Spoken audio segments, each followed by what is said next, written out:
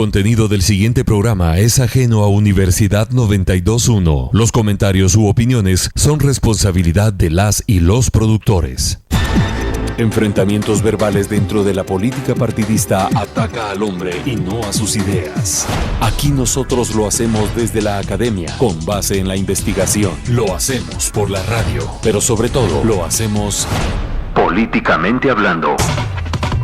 Políticamente hablando. Amplía tu información. Un análisis profesional, académico y formativo de la realidad social, económica y del Estado. Ahora, políticamente hablando. Al aire.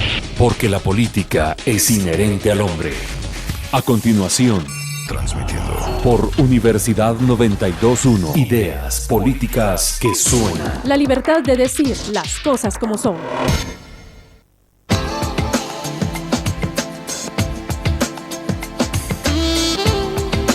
Muy buenos días, estimados amigos, bienvenidos nuevamente a otra edición de Políticamente Hablando. Hoy jueves, pues ya primer jueves del mes de julio, le damos la más cordial bienvenida a usted para que nos sintonice durante esta hora de programa hasta las 8:30. Para mí, Carla Roldán, es un gusto acompañarlos y darle la bienvenida también al doctor Mario Roberto Morales, quien es el coordinador general de este programa.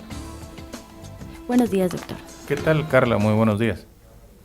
Recordarles pues que siempre estamos disponibles en diferentes vías de comunicación. Nos puede ubicar al 2207-9017 acá en cabina para hacernos llegar sus comentarios. También en redes sociales, Facebook Políticamente Hablando y Twitter en sp-usac.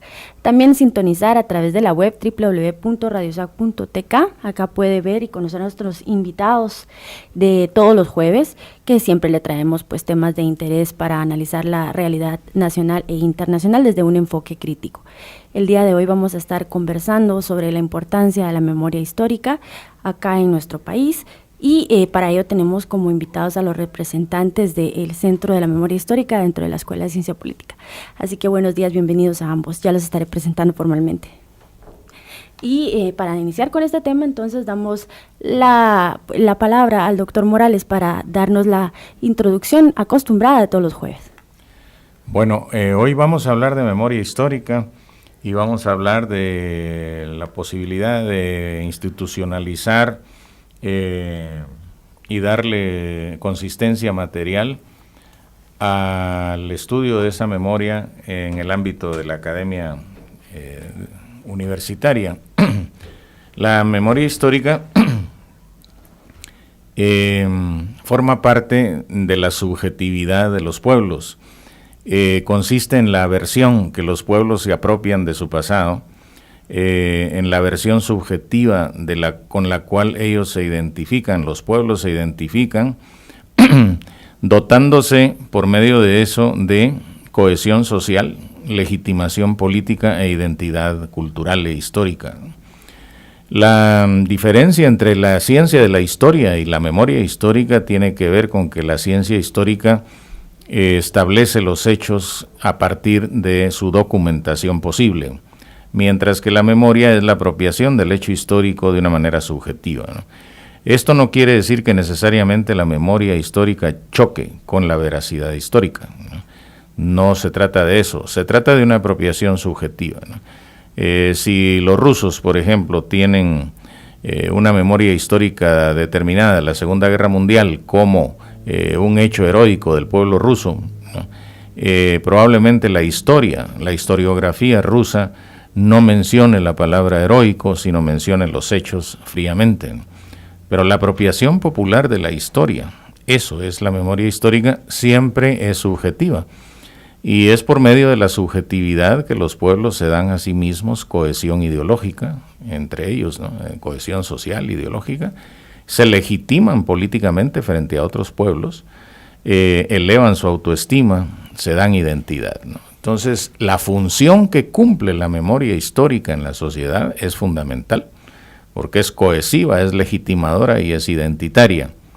En ese sentido, un pueblo que no cultiva su memoria histórica, porque la memoria histórica no vive de manera espontánea, ¿no? En los pueblos ágrafos, en los pueblos orales, naturalmente la memoria se transmitía oralmente.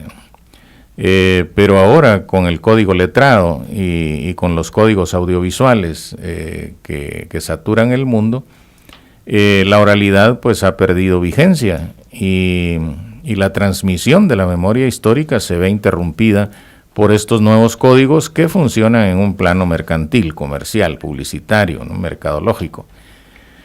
Y eso hace que la memoria histórica pues se olvide, ¿no? Y que en lugar de memoria histórica haya amnesia histórica. Esto hace, lo que plantea es la necesidad de que haya un sistema educativo encargado de reciclar la memoria histórica, de escribir la historia y de dársela a las masas populares para que la recuerden, la reciclen y deriven de ella identidad, cohesión y legitimación. Y esta es tarea de los intelectuales, esta es tarea intelectual, es tarea académica, es tarea universitaria, es tarea política y sobre todo es tarea ideológica. Actualmente en Guatemala se vive una disputa muy feroz por la memoria histórica, es decir, por la versión que va a prevalecer de los hechos, sobre todo de los hechos de la historia reciente. Y cuando digo reciente incluyo a la Revolución de Octubre, no solo al conflicto armado, porque la Revolución de Octubre está siendo en este momento cuestionada por historiadores mercenarios, básicamente de la Universidad Marroquín, que están escribiendo libros que desdicen o pretenden desdecir versiones históricas establecidas, como las de Castellanos Cambranes y otros, sobre la Revolución de Octubre. Asimismo lo hacen con el conflicto armado, ¿no? Disminuyendo la cantidad de víctimas, restándole importancia al genocidio, etcétera. Entonces, esto es muy importante. Estamos librando esta batalla porque hay una batalla de poder político, ¿no? Por el poder político. Entonces, de lo que se trataría es de que la versión de las mayorías, la versión popular, la versión del pueblo, de la memoria histórica fuera la que prevaleciera, ¿no? Y me parece que a eso hay que volcar los esfuerzos, tanto ideológicos como políticos, como discursivos en general, pero también prácticos en el sentido de crear institucionalidad que se encargue de esto, de crear, digamos, condiciones físicas, edificios, centros de investigación, de clasificación, en fin, de ordenamiento de la memoria histórica y de su divulgación, porque la memoria solo vive si se divulga, si se recicla, si se reproduce, ¿no? En las nuevas generaciones. Entonces, es una tarea primordial, forma parte de la formación de ciudadanía, porque un ciudadano sin memoria histórica difícilmente puede desempeñarse como ciudadano. Un ciudadano se relaciona con el poder político, con el Estado, desde la certeza de que en él reside la soberanía, no en el Estado, sino en él, ¿no?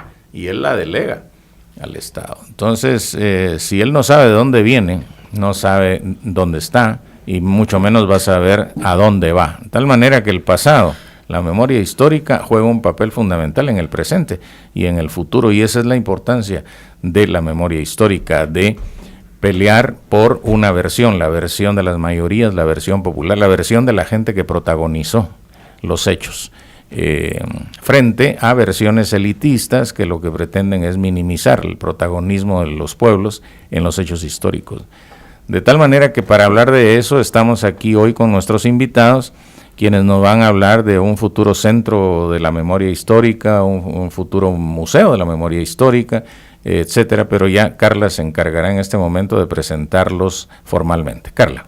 Muchas gracias, doctor. Evidentemente sí, vamos a hablar hoy de este Centro de la Memoria Histórica y Museo Histórico de la Universidad de San Carlos de Guatemala, por sus siglas CEMIS-USAC, y también sus próximas actividades para este tema tan importante para el país y que es necesario conocer porque hay hechos que no se pueden negar y que a pesar de pues esas propaganda que se puede dar ideológica, no podemos obviar los hechos que realmente sucedieron en nuestro país y que son también resultado, ¿verdad? Ahora somos resultado de ese tipo de hechos, es la sociedad en la que vivimos. Entonces, para ello es importante darles la bienvenida y presentar a nuestros invitados. Tenemos como invitado al antropólogo José Paz Gularte, quien es gestor de este centro de investigación, ¿verdad?, de la memoria histórica, y a Marco Tulio Álvarez, coordinador de prácticas de investigación de la Escuela de Ciencia Política en la jornada vespertina. Para contarles más sobre su experiencia en este tema, tenemos que el investigador antropólogo Paz Gularte, pues es gestor de este centro y también es licenciado en antropología por la Escuela de Historia. Ha sido investigador en archivos y todos los temas que son relacionados al conflicto armado. Así también, esta ha sido pues su área de experiencia, por mencionarlo así, específica. Y también tiene estudios sobre psicología social y violencia política. En el caso de nuestro invitado Marco Tulio Álvarez, bueno, él tiene también amplia experiencia, es analista profesional de la Fiscalía de Instancias de Justicia aquí en Guatemala, también coordinador, como ya lo mencioné, de prácticas, docente de diferentes cursos dentro de la Escuela de Ciencia Política, y también pues ha sido consultor en estos temas. Su experiencia pues tiene realmente, ha sido miembro de la Comisión de Desclasificación de Archivos Militares durante marzo de 2009 a junio de 2011 como representante de la Comisión Presidencial de Derechos Humanos, y ha sido invitado a participar en diferentes investigaciones sobre enfermedades, por ejemplo, y contagio, el famoso caso de enfermedades venéreas y contagio a personas guatemaltecas durante el periodo de 47 al 48. Tiene muchísima experiencia que vamos a ir comentando a lo largo del programa, pero creo que por el tema que pues ya presentamos, es necesario que entremos de lleno ya con el guión. Así que bienvenidos, les cedo la palabra, y acá pues me gustaría que ustedes tomaran libremente la palabra al micrófono conforme lo crean necesario en las preguntas que le vamos a estar pues elaborando. Y la primera sería: ¿por qué es importante hablar sobre conocer los hechos de violencia ocurridos durante el conflicto armado en Guatemala? Y veamos esto dentro del marco de que incluso autoridades como el mismo presidente se han referido a estos temas como un tema, bueno, disminuyéndolo un poco, ¿verdad? Así que es importante, ¿por qué es importante retomar el tema de lo que sucedió en nuestro país? Simplemente en la experiencia de la vida, uno tiene que, a nivel individual, siempre tiene que hacer acopio de lo que le ha ocurrido como una experiencia para poder digamos, diseñar lo que va a hacer en el futuro. Ahora, si uno lo ve a nivel social, es absurdo pensar que tenemos, y yo comparto la introducción del doctor Morales en el sentido de que los pueblos efectivamente necesitan conocer y de alguna manera ordenar toda la experiencia de lo que ha ocurrido en sus sociedades. Y en el caso de Guatemala no podemos desconocer que la segunda mitad del siglo XX fue una etapa histórica muy fuerte, de mucho conflicto, y es necesario conocer las causas, cómo se dio ese conflicto y qué consecuencias tuvo para poder tener una base para el desarrollo del país, para superar, digamos, todas estas situaciones que han marcado la historia de Guatemala. Muchas gracias. Bueno, buenos días a todos y a todas. La importancia del conocimiento de la historia es trascendental para los pueblos. Coincido también con el doctor Mario Roberto en el sentido de que es una lucha. Lo primero una de las grandes agresiones que se tiene que tienen los pueblos es el que se les extraiga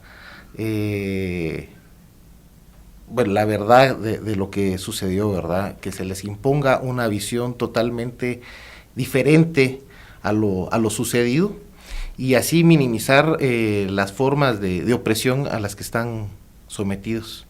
Yo creo que es importante, sobre todo para el pueblo guatemalteco, conocer su historia, conocer qué fue lo que pasó, y a partir de ahí construir esa memoria, ¿verdad?, que nos va a identificar como ciudadanos y que nos va a proyectar hacia el futuro. En su experiencia, ¿cómo ven el tema del debate dentro de la sociedad del país? ¿Cómo se observa ese debate y por qué tiene todavía tantas aristas y tantas versiones sobre hablar de memoria histórica y los hechos ocurridos? Sí, yo no lo veo desligado de una postura, digamos, de los sectores que han dominado el Estado, de querer tener un control sobre la sociedad. La verdad es de que, en mi punto de vista, este tema de que no se quiera conocer la historia real del país, es decir, en el mismo sistema educativo debería de introducirse la historia de todos estos periodos, obedece precisamente a esa pretensión de mantener un control sobre la sociedad, sobre lo que va a hacer. Y yo sí ligo mucho el tema de la superación de las condiciones actuales. Digamos, nosotros vemos que hoy el país está reflejando una crisis en sus instituciones que viene y que hay que leer desde esta memoria, desde lo que ocurrió. Entonces, efectivamente, como tú dices, hay un debate fuerte, ¿verdad? Unos pretendiendo negar lo ocurrido y los otros buscando que esto se conozca. A pesar de las grandes dificultades, creo que hay escenarios que han dado a conocer algo que incluso algunos sectores, más en la juventud, asustan, ¿no? Por ejemplo, una masacre en la Embajada de España. Y esto, a veces la gente lo sorprende y dice, ¿y eso pasó en Guatemala? Pero es importante, y a pesar de los costos que ha tenido para algunos magistrados, algunos jueces, el tema ha ido saliendo, ha ido saltando. Y yo creo que es como una especie de pesadilla que va a estar regresando y que en algún momento va a la sociedad a situarla y va a tener que ingerir ese ingrediente que eso pasó en Guatemala y hay que superarlo. Sí, yo lo que pensamos es de que hay una acción perversa, ¿verdad?, por parte de las élites dominantes de tergiversar la verdad, el minimizar las violaciones a derechos humanos que se cometieron durante el conflicto armado, el decir, bueno, esto ya pasó y como ya pasó y es del pasado, ya no importa, tiene ese objetivo, ¿verdad? No recuerdo bien cómo es el dicho, pero es, el que conoce el pasado controla el presente, el que tiene el control del presente controla el futuro, ¿verdad? Sí. Y yo creo que se adapta muy bien en este caso. Es importantísimo en ese caso, que la población, que los académicos reflexionen ante declaraciones como la del presidente, ¿verdad?, sus declaraciones de hace poco, en el que, se minimiza y ya no ve como una problemática lo sucedido durante el conflicto armado, ¿verdad?, sino que mira para el futuro. Entonces es una figura, una posición como que muy poco amplia de la problemática nacional, ¿verdad? Si yo quiero decir algo al respecto, ¿no? La versión de la derecha, y sobre todo de la derecha neoliberal, es hay que olvidar el pasado, ¿no? El conflicto es muy doloroso, hay que olvidarlo y hay que ver hacia adelante, ¿no? O sea, interpretar el pasado para la derecha es quedarse en él, y no, ahí está el error, ¿no? Es decir, digerir el pasado, conocerlo, interpretarlo, comprenderlo, no es quedarse en el pasado, ni mucho menos regresar a él, ¿no? Es comprender el camino que nos ha llevado hasta donde estamos y a partir de ahí diseñar el futuro, ¿no? Lo que pasa con la derecha es que no le conviene que el pasado se devele, pues, porque sale muy mal parada históricamente, ¿no? En su defensa, cuando lo juzgaron por el asalto al cuartel Moncada, Fidel decía, condénenme, la historia me absolverá, ¿no? Y es que es el juicio de la historia el que verdaderamente importa, y el juicio de la historia es a mediano y largo plazo.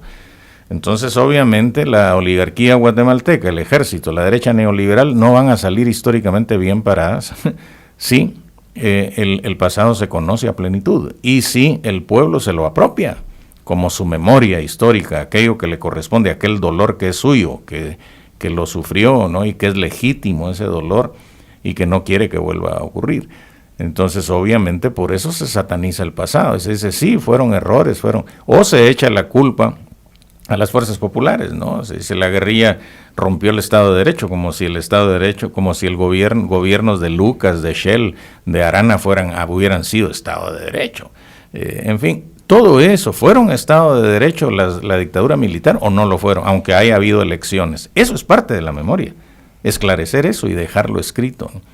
Entonces, obviamente, al pasado se le teme cuando el pasado a uno lo involucra en crímenes. Y por eso el tema o el asunto de la memoria es tan espinoso, como decía usted, Carla. Sí, exacto, en un país como el nuestro, en el cual creo que debemos conocer nuestra historia para no repetirla. Vemos también, por ejemplo, esta situación de lo que sucedió en Alaska recientemente. Es algo que podríamos analizar y relacionar los hechos, pero para relacionar también los hechos y analizar, por ejemplo, la crisis institucional que se vive en el país, vamos a quedarnos con esta pregunta para la segunda pausa. Bueno, para la primera pausa que hacemos y el segundo bloque de preguntas, y es que al regreso vamos a hablar sobre cómo impacta este debate de la memoria histórica dentro de la crisis institucional en nuestro país. Así que usted, por favor, no cambie este programa, siga con nosotros hablando de este importante tema para nuestra sociedad. En un momento seguimos el análisis profesional, académico y formativo por la radio. Políticamente hablando. Políticamente hablando.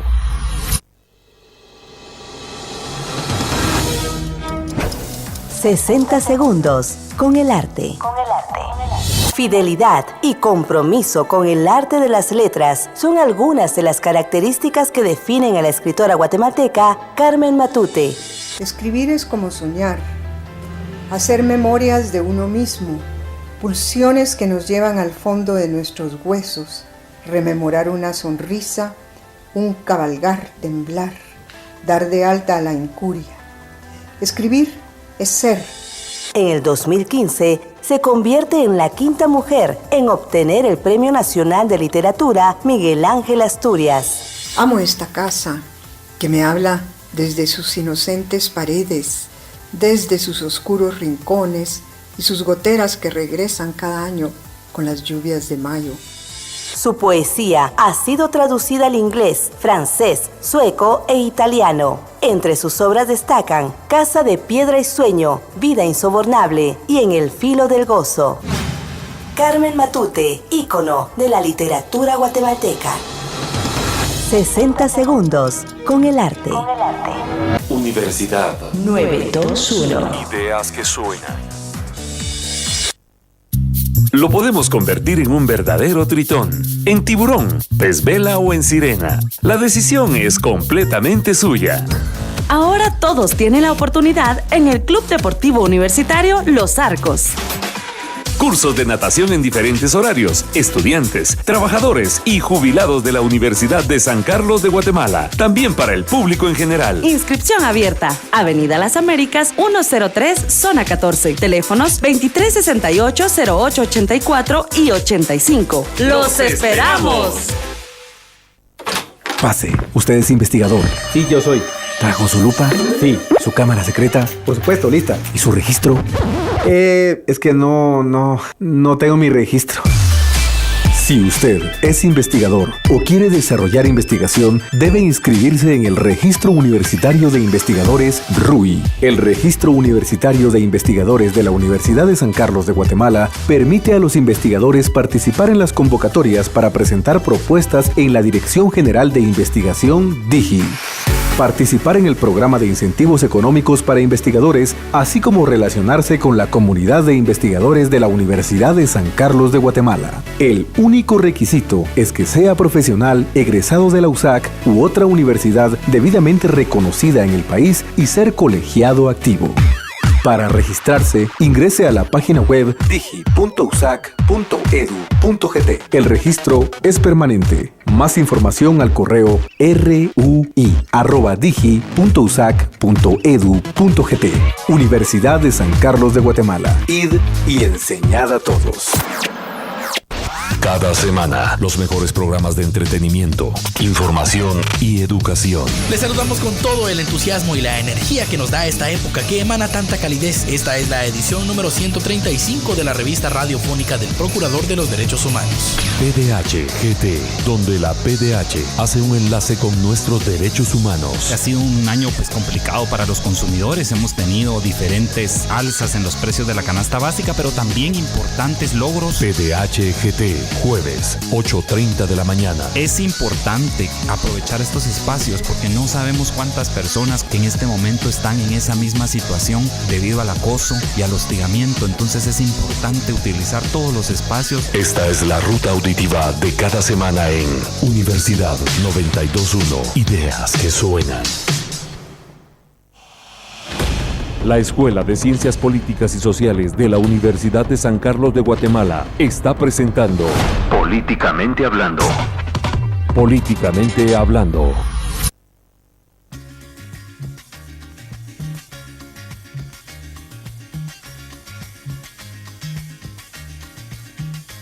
Ay que sí, que sí, que no. Ay que sí, que sí, que no. Ay que sí, que sí, que no. Que sí, que no, que sí, que no. Ay que sí, que sí, que no. Que sí, que no, que sí, que no. En los barrios de Caracas, donde existen tantos males, pues son como sopa 200 para no entrar en detalle. Bueno, muchas gracias. Estamos de vuelta a conversar sobre este tema tan sensible y tan importante para nuestra sociedad. Para las personas que nos acaban de sintonizar, hoy estamos conversando sobre la importancia de la memoria histórica dentro de nuestra sociedad y también sobre el Centro de la Memoria y Museo Histórico. Para ello tenemos como invitados a los licenciados José Paz Gularte y al licenciado Marco Tulio Álvarez. Vamos a conversar ahora cómo impacta, porque sí es necesario retomar el tema. A veces se tacha a la gente que quiere hablar sobre memoria histórica como una personas trasnochadas, personas que vienen del pasado, que hay que dejar descansar, ¿no?, el pasado y a enfocarnos hacia un futuro para ser mejores, pero es necesario que la sociedad conozca realmente la importancia de lo que sucedió, de todo lo que necesita ser nuevamente analizado, perdonado hasta cierto punto, ¿no? Y para ello entonces estamos platicando sobre este tema tan importante y para también vincular cómo es que un tema del pasado impacta tanto en el presente y por qué es importante conocerlo. Vamos a hablar sobre cómo impacta todo este debate del tema de la memoria histórica dentro de una crisis institucional que estamos viviendo en nuestro país. Acá le vamos a dar la palabra a nuestros invitados, pero también al doctor Morales, quien precisamente tiene un tema en una actividad que vamos a estar anunciando ya al final de este programa, que es este próximo 11 de julio, que es la apertura de un foro académico sobre el tema, y ahí va a estar ampliando él más este concepto y todo el análisis, ¿no?, de la crisis institucional, pero vamos a entonces dar una probadita de lo que será este foro. Por favor, adelante. Sí, yo creo que en principio si uno ve la base legal de este sistema político, es la Constitución de mayo de 1985, cómo esta Constitución, cuando uno piensa quiénes estaban ahí, quiénes eran los actores de esa Constitución y de qué periodo venía, se da cuenta uno que había habido, esto era la salida que le encontraba la contrainsurgencia al Estado para volver a la legalidad. Pero desde ahí se siembra, es como cuando uno va a sembrar, desde ahí se siembra una fragilidad institucional terrible, porque deviene de actores que nuevamente son los actores de derecha, los que dominan el panorama, y esta Constitución crea instituciones con una fragilidad terrible, con unos vacíos profundos, y entonces, ¿cómo impacta? Pues impacta como lo estamos viendo ahora, ¿no? Impacta en esta crisis tan terrible donde uno ve partidos políticos que en general tienen un diseño más de comités electorales que de realmente intermediarios entre la sociedad y el Estado, y ve unos casos terribles de corrupción y ve un desorden, digamos, del funcionamiento de la institucionalidad. Yo creo que sí, ahí está la explicación que debemos buscar y que debemos de encontrar. El doctor Morales, por ejemplo, hablaba de la construcción de ciudadanía. Yo pienso que el ciudadano, para ejercer su ciudadanía, tiene que tener conciencia de toda esta historia, de todas estas cosas, para saber decidir, que al final de cuentas a eso nos lleva todo esto, ¿no? El pensamiento crítico nos permite tomar decisiones, pero construimos un pensamiento crítico con conocimiento de la historia, con conocimiento de nuestra memoria. Sí, bueno, como habíamos hablado anteriormente, esto de no conocer el pasado, de no dar a conocer, bueno, de no brindarle a la población la verdad de lo que sucedió, tiene ese sentido perverso. Y un sentido que busca bueno, como ya se habló, la manipulación de los pueblos. El Estado guatemalteco sigue en esa misma línea. Un ejemplo claro es del no manejo de la memoria, de ir truncando la verdad. Se mira en el detrimento que tiene la institucionalidad de la paz también, ¿verdad? Y pongo por ejemplo, ¿verdad? La inactividad que tiene ahorita el Programa Nacional de Resarcimiento.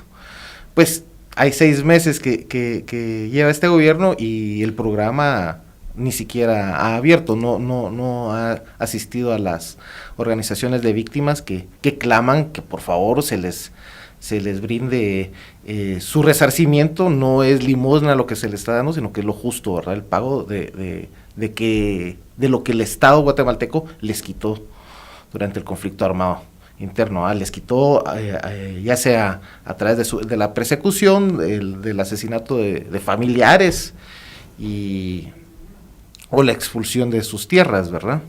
Ese es un ejemplo, ¿verdad? De cómo, pues lamentablemente el Estado guatemalteco manipula y no le da la importancia que se debe, ¿verdad?, al rescate de la memoria, ¿verdad?, que el propio pueblo aprenda, bueno, sepa qué fue lo que sucedió, lo asuma, y en dado caso, pues el mismo pueblo decidirá si lo retiene o no lo retiene, ¿verdad?, pero a partir de una decisión de nación, ¿verdad?, en ese sentido. Así es, y lo delicado de las versiones que se manejan, la legitimidad también, por ejemplo, de un sector y de otro. Vemos a manifestantes víctimas del conflicto haciendo también sus demandas.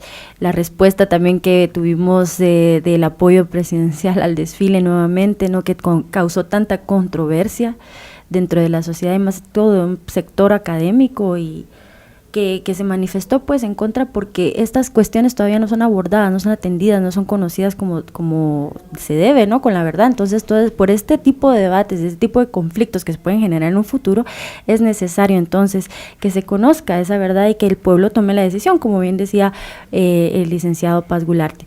Vamos entonces, ahora nos indican que tenemos una llamada al aire. Muy buenos días, adelante con su comentario. Muy buenos días, Miri, aquí felicitándolos y oyéndolos por su programa, pues siempre cuando coordina un programa el doctor Mario Roberto Morales, mi respeto, ¿verdad? Siempre programas de altura y de mucha calidad. Yo estaba oyendo con mucha atención lo de la memoria histórica y el resarcimiento histórico, pero quisiera yo que hicieran ustedes algún comentario sobre la importancia que tienen los pensums educativos que tenemos nosotros en nuestro país. Todavía a los niños se les sigue enseñando la independencia de Guatemala, el caballo de Tecumumán que venía pegado a Tecumumán, que el Quetzal se manchó de sangre con la sangre de Tecumumán, que se tiñó el río en fin, todas las cuestiones de esas, pero algo de la memoria reciente, de la historia reciente de nuestro país. O sea, la mayoría de la población no conoce. Usted habla con estudiantes universitarios y le pregunta si ellos saben algo de las luchas históricas de 1962. Es una ignorancia total, pues no saben. Hay estudiantes, por ejemplo, del Instituto Adrián Zapata que se pelean con los del Instituto Central, y el Zapata surgió a raíz, pues, de esas luchas históricas del 62. Cuando logró un grupo de maestros valientes, lograron crear un instituto que no iba a estar militarizado. Y en fin, pues tantas cosas que se desconocen de la historia de Guatemala, pero los programas educativos nuestros siguen arcaicos y se siguen enseñando como nos enseñaron a nosotros. Y yo le digo, tengo 62 años, o sea, se imaginan cuando crucé a la escuela primaria, pues uno va por unas escuelas y escucha que le están enseñando casi igual como aprendió uno en ese tiempo. Entonces, no sé, ustedes que tienen tanta sapiencia y tanto conocimiento y hacen análisis tan profundos, yo creo que habría que incursionar también en el Ministerio de Educación, ¿verdad? Yo creo que si por corrupción y por todo fuera, creo que estarían peor que Pérez Molina y la Valletti y toda esa gente que ha corrompido la educación en Guatemala. Así Gracias, felicitaciones por su programa y un abrazo a todos. Gracias, gracias a usted por comentarnos al aire. Sí, tiene razón nuestro oyente. Hablábamos hace un rato del sistema educativo, ¿no? El sistema educativo es fundamental para la memoria histórica, porque los seres humanos tienen una memoria histórica, digamos, espontánea, ¿no? Si yo fui torturado, y en mi caso lo fui, esa memoria la tengo, pero el problema es cuando fueron torturados 250,000 personas o fueron masacradas, la gente que viene detrás de ellos, aunque ya estén muertos las víctimas, necesitan una versión de esa, no una experiencia de memoria personal y espontánea, sino una versión construida a partir del hecho factual histórico. Entonces la memoria histórica se construye, es una construcción a partir de los hechos históricos, que es lo que el pueblo necesita para cohesionarse, para legitimarse y para darse identidad, ¿no? Y aquí es donde entra la tarea de los intelectuales y de la gente que se encarga de eso. Y en esto juega un papel crucial el sistema educativo, y efectivamente en Guatemala no existen cursos de historia de Guatemala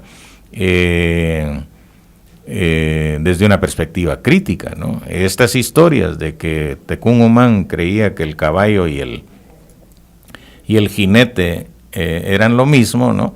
Pues naturalmente pinta a los indígenas como tontos, aunque en México a esto le dan un giro y dicen que los indígenas creían que el caballo y los españoles eran la misma persona, y ¿a poco no tenían razón?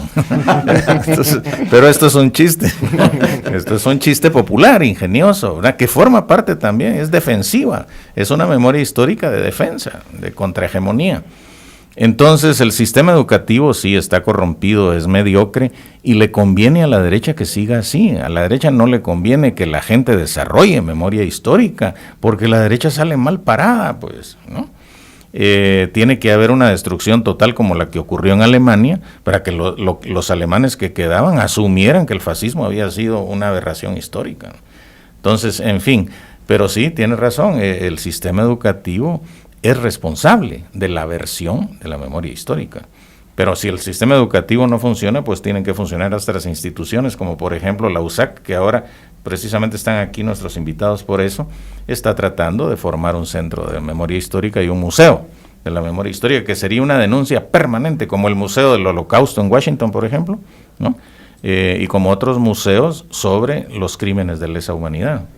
Sí es, y ahora precisamente con este tema damos pie a ya hablar de este Centro de la Memoria Histórica, y también creo que es importante retomar cuál fue el papel de la Universidad de San Carlos durante este periodo de 1954 al 96, y dentro de esta misma pregunta citar a quienes haría falta dignificar como profesionales y estudiantes que fueron víctimas de esta guerra interna. Si nos pueden ampliar al respecto antes de hablar de las nuevas actividades y del Centro de la Memoria Histórica y del Museo de la Memoria Histórica como tales. Yo creo que incluso recordando mi época de estudiante en la Universidad de San Carlos, allá por los años 78, yo sí recuerdo que había en la universidad una amplia producción, existía la revista Alero, el periódico 7 Días, y luego una producción de intelectuales muy interesante. Recordamos textos como La Patria del Criollo de Severo Martínez Peláez, digamos, el tema étnico abordado por el doctor Guzmán Bockler. Habían documentos sobre geografía económica del doctor Alfredo Guerra Borges, y si uno empieza a hacer un recuento de la amplia producción que se da en esos años, uno se da cuenta que se está planteando de alguna manera la necesidad de construir un modelo político en el país distinto al que hemos tenido todos estos años y al que hemos llegado. Lamentablemente, y yo creo que eso es muy lamentable, la lectura de las clases dominantes y del ejército fue concebirlos como el enemigo interno. Ese es el enemigo interno. Y realmente ahí hubo un error, que yo creo que es un error que en la historia el Estado guatemalteco tiene que reconocer. No era esa la lectura.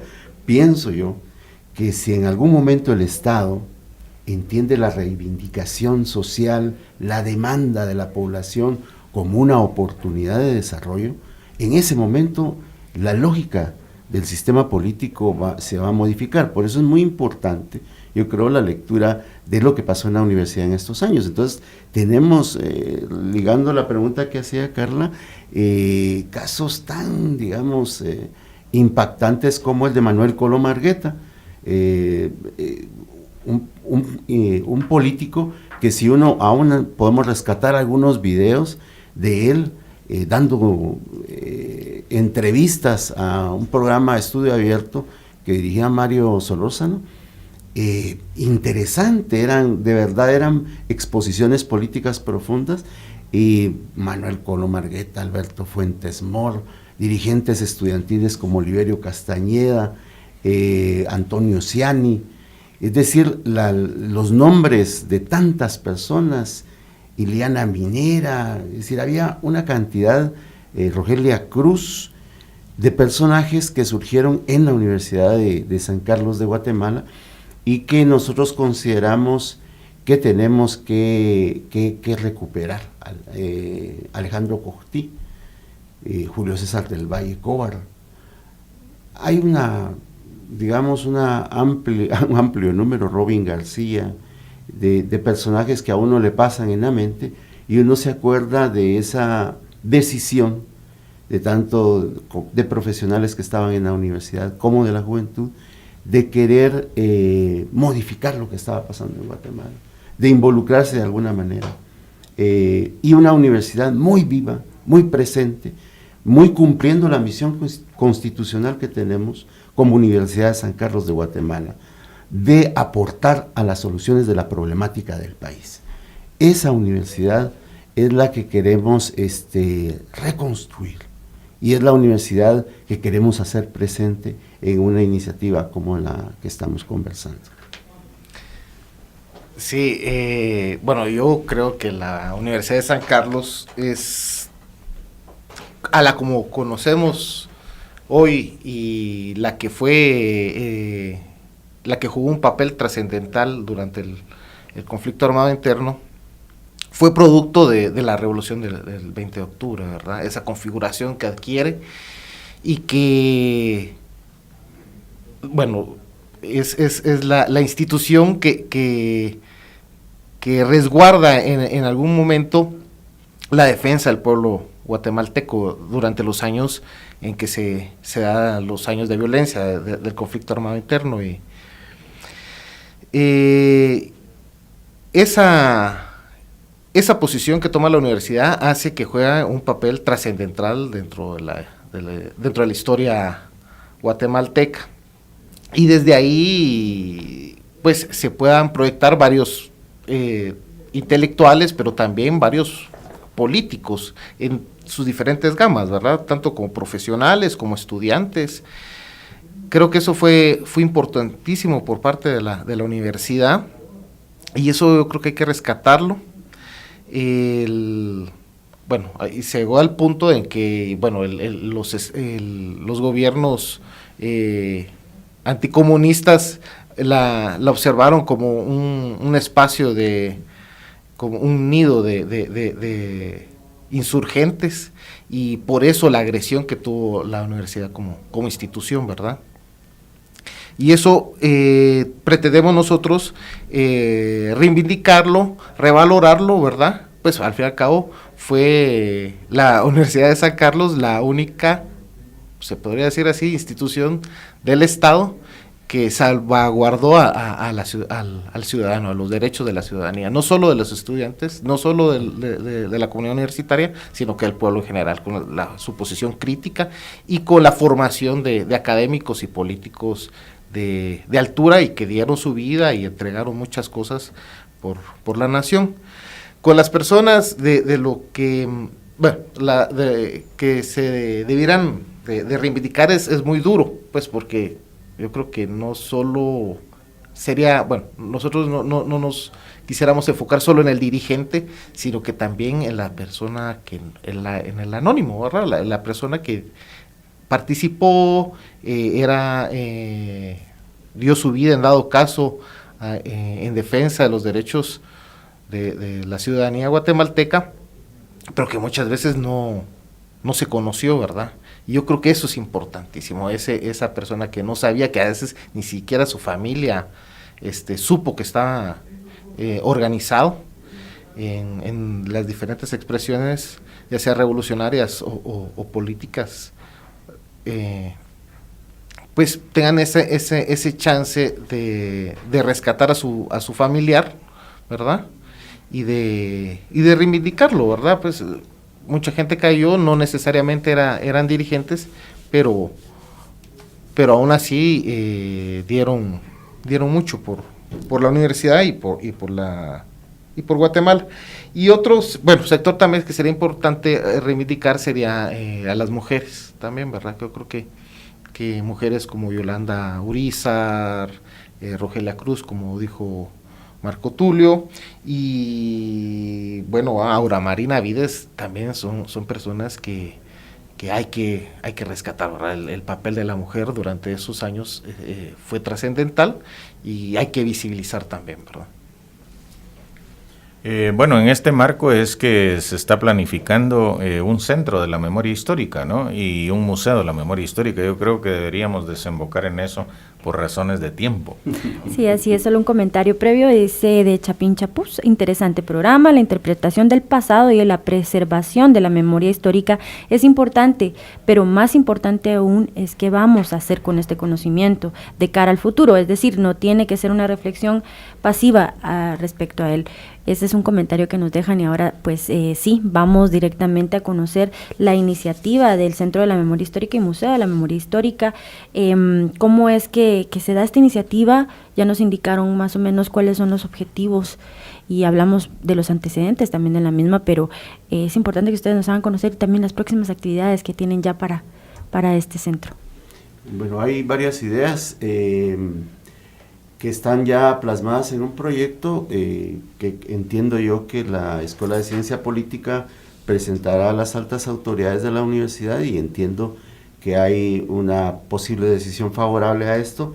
Relativo al centro y el museo, estamos considerando la posibilidad de tener un espacio donde las personas puedan visitarlo y tengan digamos, la posibilidad de hacer este recorrido de una manera muy interactiva, histórico, y hay colaboración de una museógrafa que nos ha hecho un diseño muy interesante de cómo podría, por ejemplo, tenerse las grandes imágenes de las etapas de esta historia y los retratos de tanto profesionales como estudiantes, líderes que estuvieron en este periodo. Y al centro, pues la figura que ha sido más emblemática, quizá por esto que conversábamos de la memoria histórica, cómo recoge el pueblo y cómo guarda, pero sí hay un rescate en este sentido de la simbología que es el líder Oliverio Castañeda de León, a quien nos interesaría ponerlo en una escultura para como tener un espacio donde pudiéramos hacer la reflexión de toda la etapa histórica de la segunda mitad del siglo XX y principalmente del espacio de la lucha de la universidad.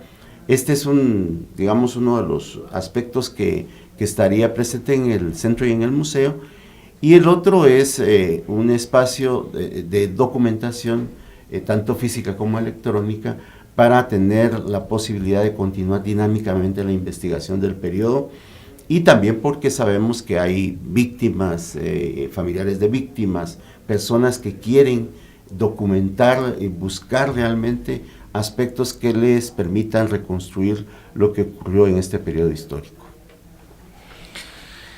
Sí, como dice Marco Tulio, la idea es la recolección de fuentes documentales de toda gama, tanto archivísticas como testimoniales, su sistematización al servicio de investigadores y de gente interesada en conocer el pasado.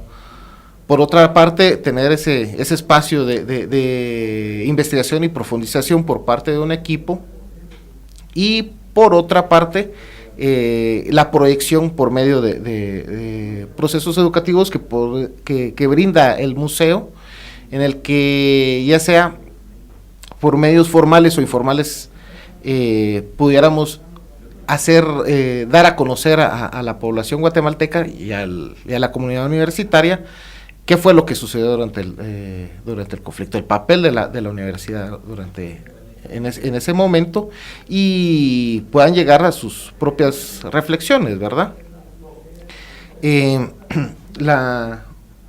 Bueno, de una vez también, la otra actividad que tenemos contemplada es el 11, va a haber un foro que se va a desarrollar en ciencia política a las 5 de la tarde, donde van a estar el doctor Alejandro Rodríguez, va a exponer sobre la violencia del Estado en la segunda mitad del siglo XX, y también va a estar aquí el doctor Mario Roberto, que también nos va a brindar su asistencia, y va a hablar sobre la violencia del Estado entre 1954 y 1996 y sus repercusiones en la actual crisis del Estado guatemalteco. Aparte, ahí va a ser la presentación ya oficial del Centro de la Memoria, ¿verdad? Muy bien, están invitados. ¿En dónde va a ser? En la Escuela de Ciencia Política, en el auditorio. Sí. Jorge Romero y Meri. Sí, en el auditorio Jorge Romero y Meri, en la Escuela de Ciencia Política, que es el edificio M5 del campus central de la universidad. Muy bien, para todo público. A partir de esa hora hay bastante espacio para todas las personas que nos escuchan y quieran conocer más sobre este tema.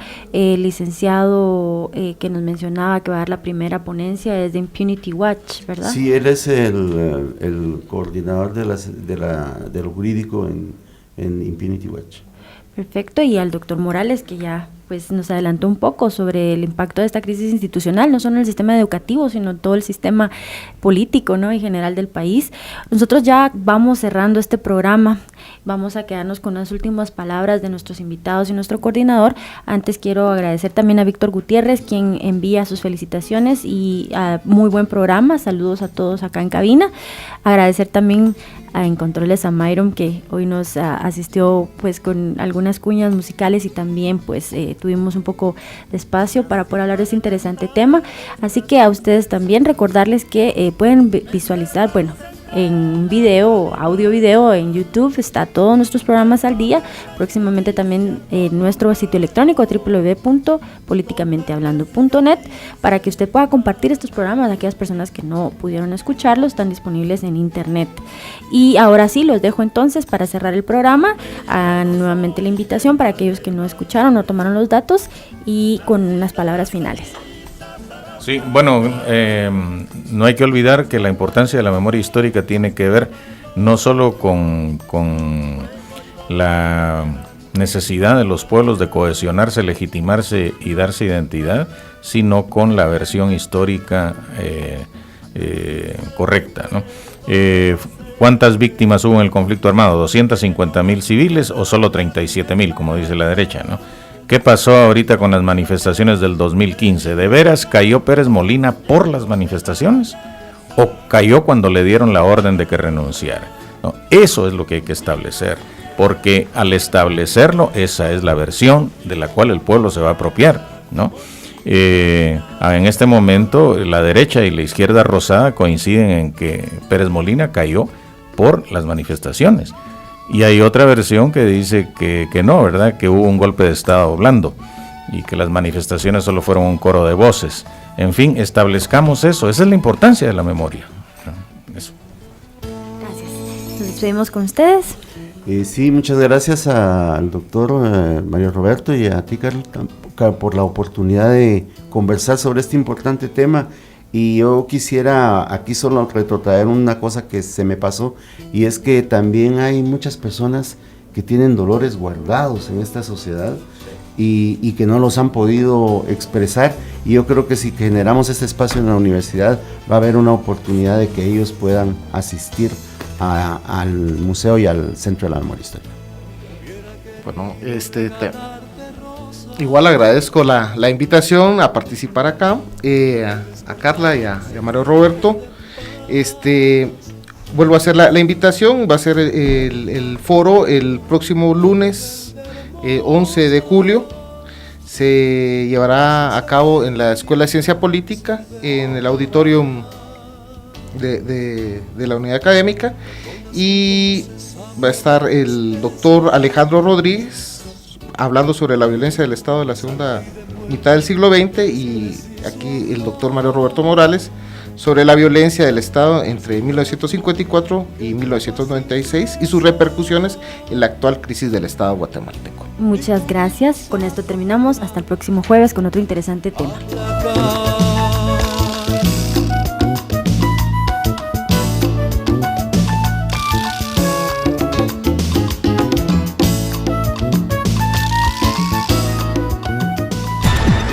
Hicimos un análisis profesional y formativo de la realidad social, económica y de Estado, desde la academia con base en la investigación, y lo hicimos por la radio. Políticamente hablando. Políticamente hablando. Porque la política es inherente al hombre.